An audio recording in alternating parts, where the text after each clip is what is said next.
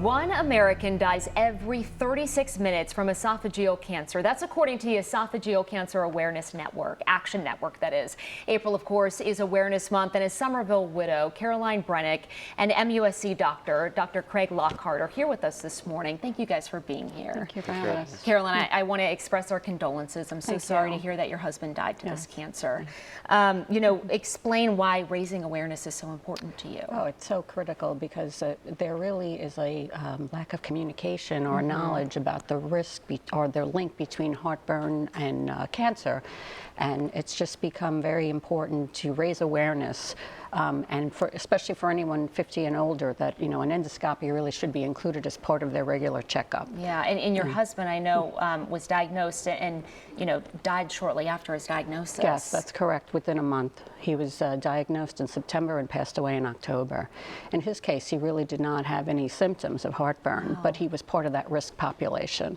And we just were not aware that there was such a risk to esophageal cancer. Yeah, talk about those risk factors, Dr. Lockhart. Yeah, the risk factors for esophageal cancer are, well, being male, smoking, drinking alcohol, and acid reflux is one of the most important ones. And this is the fastest growing cancer for men in the U.S., right? It is one of the ones that's being diagnosed more and more frequently. And why do you think that might be?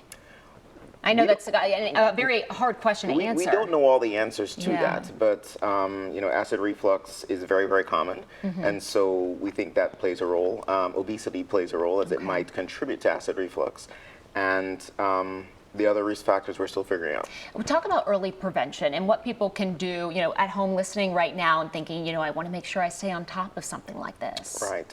So if you have a long history of acid reflux, when you're speaking with your doctor at regular checkups, just make sure that they understand that that's what's going on. And if you have a colonoscopy, which is a routine part of screening, make sure that you tell your gastroenterologist that you do have a lot of acid reflux, and maybe they can do an endoscopy at the same time that they're doing the colonoscopy. You'll be asleep anyway. Yeah, it's 2 for 1, right?